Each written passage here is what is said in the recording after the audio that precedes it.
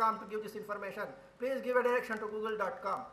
We need a simplified procedure for at least collecting this, investigating information. Now, intermediaries are actually protecting the criminals more than anything else, sometimes in the name of privacy. Okay. We require legal support to demand information in India and abroad, and procedural simplification. If we do all that, cyber crimes can be properly investigated.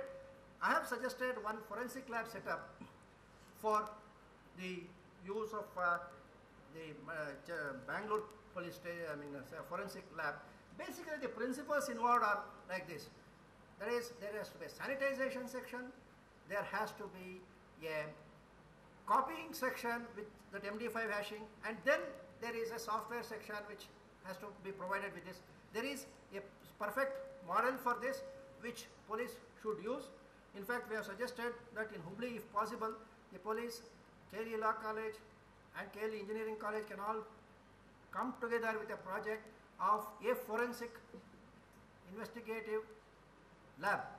And I hope if it can be done, we will be setting up a model cyber forensic lab which the police also can use. Just to summarize, I want to say Indian law is versatile.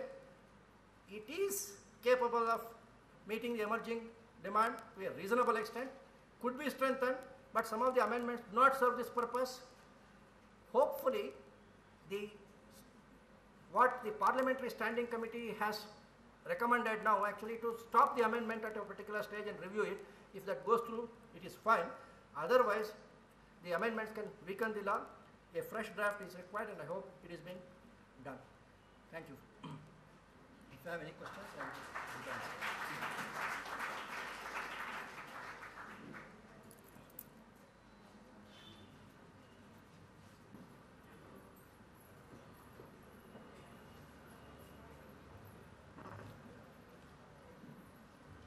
Here is a question. Would the IPC be applicable to cyber crimes? A crime is a crime. Okay. For law, we may designate certain sections in IPC or certain sections in 98/2000. Okay. It is left to you whether you call it a cyber crime or not. But there are crimes which are registered under sections of IPC, but they involve electronic documents, so it is a hybrid crime. It has got elements of normal crime, which comes under IPC. It has got elements of section 66, because the person has changed the information, therefore he has committed a fraud. You may put him under fraud plus section 66. That is how most of the cases are being done. You can do that. There can be a cyber murder also. Excuse me, sir. You said that liberal interpretation is required to section 66. In place of that, by taking the help of expert and making the amendment, is it not better by doing the comprehensive legislation? You say that fresh draft is required. Possible. I am saying. But why do you invest so much money to fresh draft? Is it better? Is it not better to use the experts and make the amendments and make that enactment as a comprehensive? See, it has taken 7 years to come up with a comprehensive amendment. Amending a law passed by the Parliament for the entire country is not an easy process. And what they did, there was an expert committee, and the expert committee came up with all the recommendations which were aimed only at protecting Bazi.com CEO from the case which had been filed in the year 2004. The Parliamentary Standing Committee, that is why has come out strongly saying that these amendments, which is to protect the intermediaries, has to be lost. So there could be such problems. We will do that. What I am saying is, instead of keeping on waiting for the amendments to happen in the next 2 or 3 years, let us also look at what is available now and try to interpret it properly. And maybe if you give explanations to this section, most of your objectives will be served. If you want to bring a new section, legal jurisprudence will also say that you have introduced it now, which means that whatever was there was not addressing this. Therefore, until now, something else was there. Now you have got something else. So it actually helps in misinterpreting the past. It could. I am saying, when you change the law, unless you say this is to give further clarification to the existing law, continuity may be affected. Somebody will interpret, since it this provision was not there in 98-2000 until 2007. This was introduced in 2008. So if that offence has happened in 2006 or 2007, it is not covered by the old 98-2000. If it has happened in 2008, then we will apply this new law. Isn't that? So there are certain risks in abandoning what is there and only going for new amendments. We have to go for new amendments as clarifications. To further clarify what was already intended, this is something. That's my view. I may be right or wrong. Hello sir, ಈಗ ನಮ್ಮ ಮನೆಯೊಳಗೆ ಸ್ವಂತ ಕಂಪ್ಯೂಟರಲ್ಲಿ viewing of pornography is it a cyber crime? Viewing of obscene information in electronic form is not declared as a crime. Publishing and transmitting is a crime.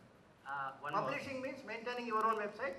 Transmitting means sending an obscene electronic document through email to somebody else. Suppose if I go to some cyber cafe and if I view some pornographic site, whether it amounts to cyber crime? It doesn't, unless the police want to interpret that you are viewing, you are in the process of downloading, you are about to transmit it to somebody else, so I am trying to catch you for a crime about to be committed.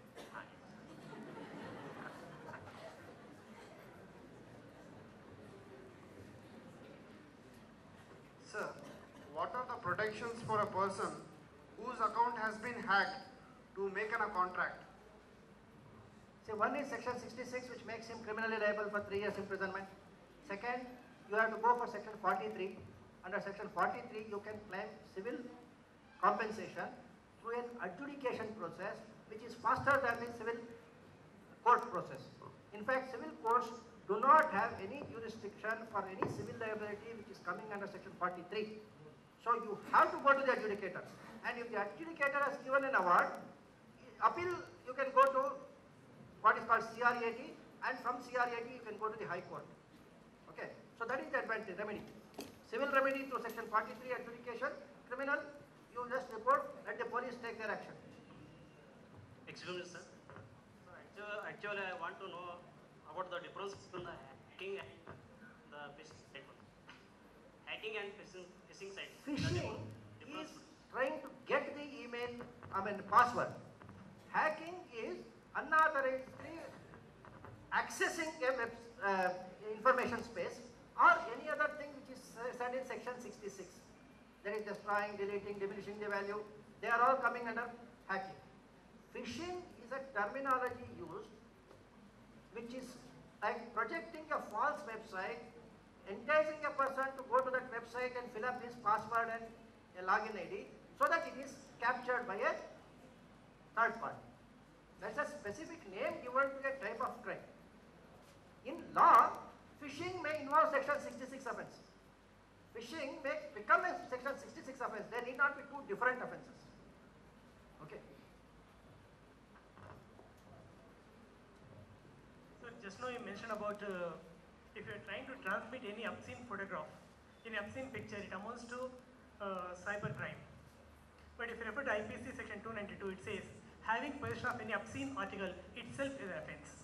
For example, if I download any obscene photography sites in my computer, is it an offence? I don't know whether it's the correct interpretation of IPC also. If IPC, if promoting that, I think that becomes an offence. Rather than one individual possessing a book, maybe there must be experts in section 292 separately, they can contradict me if you want. Normally what happens is, if you are having two books, then police can say, why do you want two books? One book is meant for sale. Therefore, section 292 is meant for sale. So, I am booking under that. If you have only one single book, if you are an adult, if you say, I want to know this is sex education, nobody can perhaps book you under section 292. And what section 292, 293 have on promoting, sale, advertising is not covered under section 67 clearly. So sometimes in the case of Bazi.com, case was booked both under IPC as well as under ITA 2000. Yeah, I'm on Bazi.com only, where a CEO of a company which is registered outside India, when he happened to be in India, Delhi police arrested him for an MMS clip which was put by somebody else. What do you think? Would he be held responsible in the case? The case is still pending. I have full sympathy for the company. I actually look forward to some doing business with eBay.in because they have got a lot of money. That is apart. Okay. What it said was that any person who is maintaining an infrastructure, IT infrastructure, has to exercise due diligence to prevent misuse of the facility. In this case, prima facie, police went and arrested him. Okay. Now you forget about that arrest which was perhaps not warranted. Okay. Now, will he be made liable under section 67? That is a question which you have to see now in the trial. Suppose at that time he says that I had taken these steps in our side. I am a CEO. I am responsible for everything which happens in my thing. This is the due diligence steps I have taken. Then the court can very well say your due diligence is acceptable, so I don't hold you personally liable. If the due diligence is insufficient, then the court may take the view that you are maintaining an infrastructure but not protecting it, you are allowing others to come and misuse it. Therefore, I want you also to take part of the vicarious liability. I may say that that person is 5 years, for you maybe only 1 month or 2 months, but still, the court may view that people who manage resources should be responsible. This is the intermediary liability. What Information Technology Act now says is that intermediary will not be liable if he has exercised due diligence and if he can prove that he has exercised due diligence. One of the proposed amendments is, please say that this intermediary is not liable under any law in India unless you prove that the intermediary was abetting and conspiring. That is the change which is proposed in the current amendment. See the difference. Currently it says intermediary is not liable if he proves that he has exercised due diligence. The proposed change is intermediary shall not be liable under any law in force including IPC, outside ITA 2000, unless he is proved that he has conspired and abetted in the crime, which makes it almost impossible to make any intermediary liable. This change is what the parliamentary committee has very strongly opposed. This is what I mean as an amendment meant to protect Bawsi.com, and which publications like Times of India and others are vociferously supporting this amendment, but it is not in the interest of the public. What would be a disclaimer? Just saying, as was the case with Bawsi.com, that any type of obscene information, etc. Technology which can be implemented, which could have prevented this. For example, a simple search engine which goes through all my pages in my site periodically, maybe once in a day, once in a hour, whatever is that, which looks for words like sex or pornography or something like that, then this particular sale would have been detected by that. What we expect, maybe you can still say that in the year 2004, maybe not having that also is due diligence, I accept it. If the court calls me and says, do you think in 2004 also you would have done this? I may say that, okay, maybe it was not so, but today definitely I will say, if somebody is maintaining a portal of e-auction site, he has to introduce some measures of verifying whether any of the clients is doing an illegal activity. Sir, under section 43 of the Act, the maximum penalty for causing damage to computer system, etc. is 1 crore rupees. What happens when a person makes profit by hacking into any person's computer, makes profit more than 1 crore rupees? I understand your mistake. This has been addressed in the amendment specifically by a clarification that if it is more than 1 crore, it can be taken up in the appeal stage. Even earlier also, people who have been listening to me know that even earlier also I was holding the same view, that please treat that as not a limitation of 1 crore. Limitation of 1 crore is through the adjudication process. If you are to pay 5 crores, go to in the appeal stage, you say that whatever adjudicator has given is limited by his powers. His powers was only up to 1 crore, but my loss is 5 crores, please give me. So I was interpreting that there is such a common law provision which should be applied, which has now been clarified in the amendment, proposed amendment, which has not yet become the law, which has clearly stated that if the claim goes more than 1 crore, it is taken up by appellate attorney. Excellent, sir. This is in continuation of that question, where viewing of a pornography in a home is not a crime. In such a way, you said that for a transmission and transferring of particular crime, about to be even captured, can the police can arrest before actual damage without act as serious part of the crime? If there is a reasonable suspicion to say that a crime is about to be committed, police need not wait for that to happen and then arrest. They can arrest before that as a preventive measure. But the officer should be able to justify that in the process of law, that I had this reason to justify. Here is one more question, just a minute. 80% of the cyber crimes are committed by minors. Can you suggest any remedy for this? See, this concept of major, minor was when we were in the olden days where physical crimes were involved. A minor cannot kill an adult. Now, this is technology. A 13-year-old knows more technology than a 50-year-old. I think we need to say the concept of minor and this thing in net world may be different. Okay. But anyway, as of now, there is no such thing. So, it becomes a juvenile crime. It has to be handled with whatever kid laws which are required. So what you currently suggested was creative interpretation of ITA. It is very quite possible by an academician, but technically, practically speaking, it might not be, or rather, if I am pardoned to say, it's not possible for the judiciary to interpret that way. So is it a remedy? I don't know. Maybe judiciary at the lower level may not be able to interpret it. When the cases start reaching Supreme Court, then Supreme Court may interpret even things which are not there in the law. So you say it is creative. I am not just conjuring up this thing. I am thinking of this as a possible route to make this law effective, thinking that it could have been clarified, not clarified. If I had drafted it, I would have put it in the clarification itself. Then you would not have asked this question. You would have said that law itself says this includes phishing or this thing. Okay. So now I am interpreting it. If more number of people accept my interpretation, that becomes a accepted principle. I actually have one more question that was related to forensic investigation. We don't have any particular instrumentation which can practically trace the hacker in that case.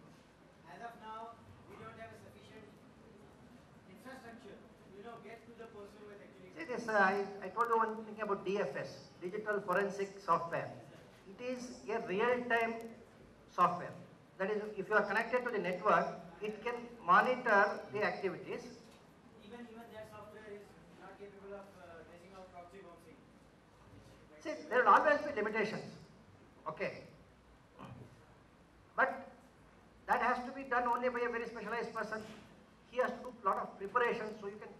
So, whatever you suggested for a forensic lab was basically the hardware and software. You didn't talk of people who should work there.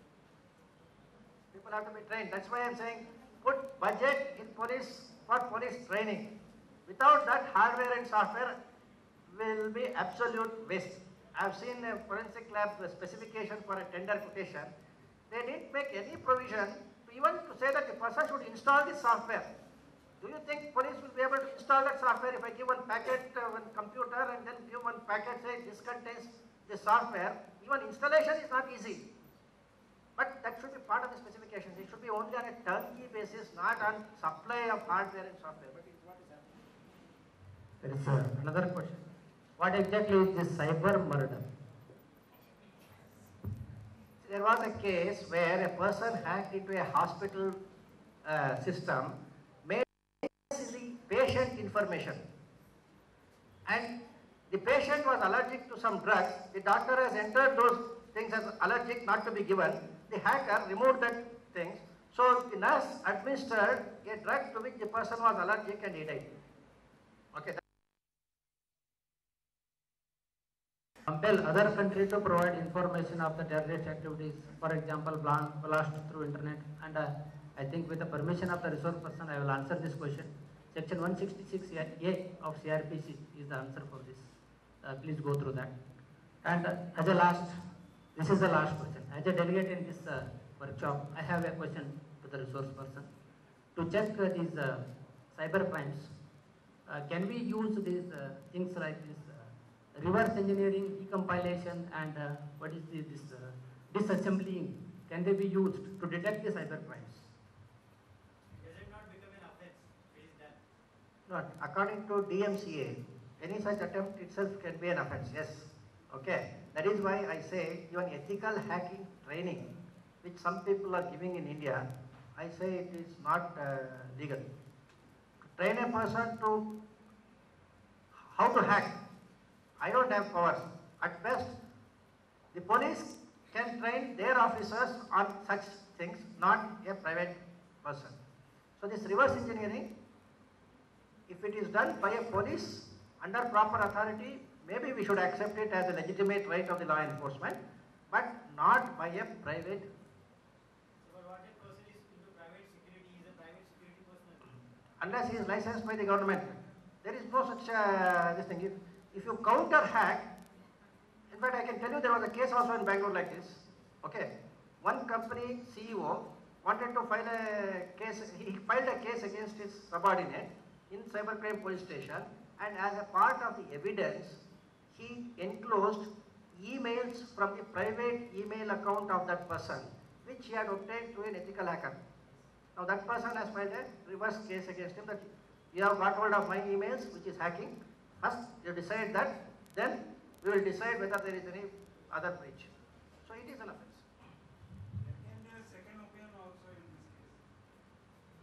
On the point of application of conventional legal principles to the cyberspace.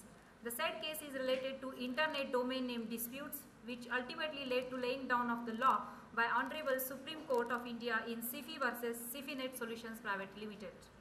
In 2005, he set up his office named Paste Law and has focused on non-litigation commercial legal work involving providing of legal consultancy in cyber law and IPR law matters, patents, design and copyright related matters, in addition to providing of due diligence service in realty matters.